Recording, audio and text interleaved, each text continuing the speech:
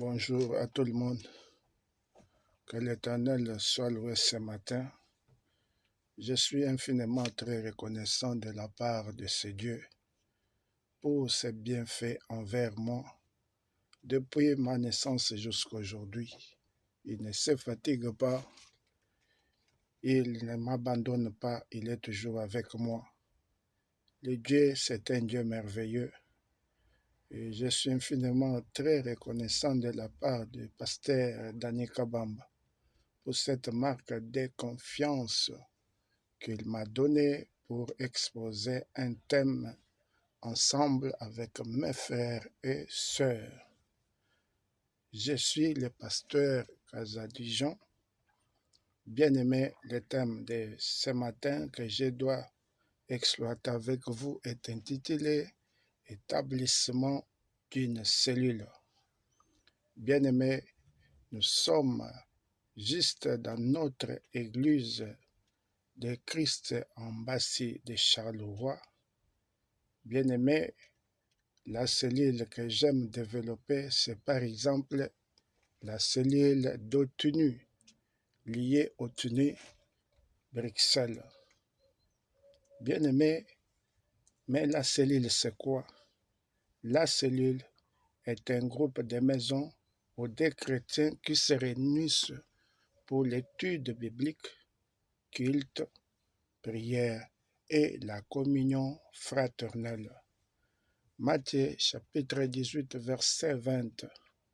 En effet, là où deux, trois sont rassemblés au nom de Jésus, Jésus est au milieu d'eux. La cellule, c'est la plus petite partie, c'est la plus petite pièce. La cellule, c'est la plus petite chambre. Sans la cellule, le corps ne peut jamais exister. Mais sans le corps, la cellule peut exister. La cellule, c'est l'unité de base de l'Église, capable d'assurer toutes les fonctions, nourrition, reproduction et réaction. Bien-aimé, je dois parler de plans, de stratégies ou plans stratégiques pour établir une cellule. Bien-aimé, j'ai énuméré quelques points très importants pour établir une cellule. Rétablir une cellule. 1. Il y a la prière et jeûne. 2. Il y a être poli et être bien habillé. 3. Évangéliser avec amour, avec urgence et fidélité. 4. Présenter uniquement que Jésus. 5.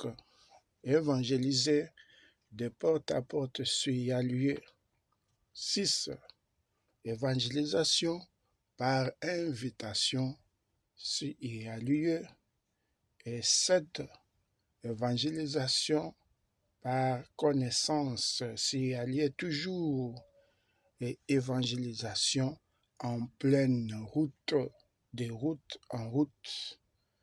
Bien-aimé, et ce qui suit le dernier point, on peut créer un centre de formation, par exemple de mathématiques gratuits, pour toujours chercher de quels moyens on peut évangéliser la parole de l'Éternel.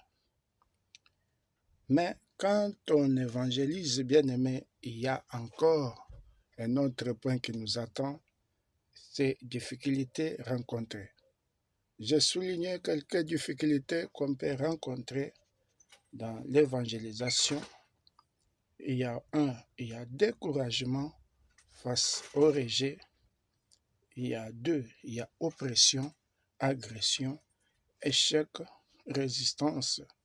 Il y a opposition, il y a athéisme, il y a paresse, mauvais témoignage des chrétiens. Malgré toutes les difficultés rencontrées, bien-aimés, il faut toujours persévérer. parce que la persévérance, c'est la clé de la réussite. Il faut toujours appliquer les éléments de la persévérance. Mais comment les cellules peuvent se dérouler? Bien aimé, pour que la cellule se déroule, il faut tenir compte de la disponibilité de chaque membre pour fixer l'heure de se rassembler. 2. Avoir la notion de la ponctualité. 3. Si je ne m'avise pas, avoir la discipline et le respect les uns envers les autres. 4. 3 ou 4 fois par semaine, par exemple, pour l'étude biblique dans une maison que vous avez choisie. L'étude biblique peut se faire dans une maison que vous avez choisie, mais si sens contraire, quand vous n'avez pas une maison choisie, premièrement, on peut créer un groupe de WhatsApp qu'on peut se fixer les heures où on peut se rencontrer.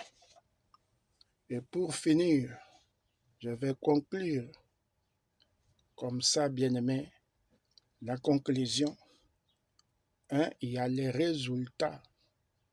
Par exemple, 50 personnes évangélisées, 20 retenues, 10 viennent à l'église, 5 dans les départements, c'est-à-dire les départements existent déjà.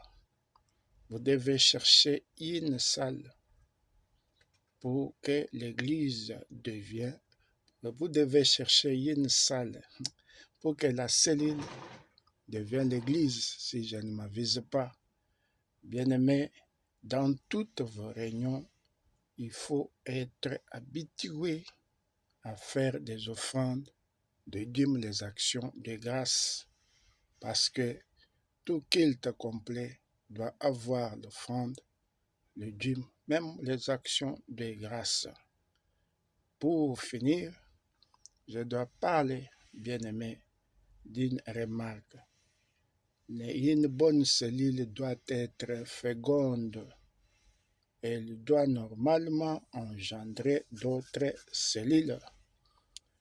Par exemple, si la première cellule est Christ en basi obtenu, deuxième cellule, ça sera Christ en basi obtenu 2, obtenu 1, si je ne m'avise pas, excusez-moi les termes, et si deuxième, troisième cellule sera appelée Christ en basi obtenu 2 jusque là-bas. Bien-aimé, que le Dieu Tout-Puissant soit avec vous. Joyeux Noël et meilleurs vœux à tout le monde. Que l'Éternel soit avec nous. Au nom puissant de Jésus. Amen. Seigneur. Faire ces histoires.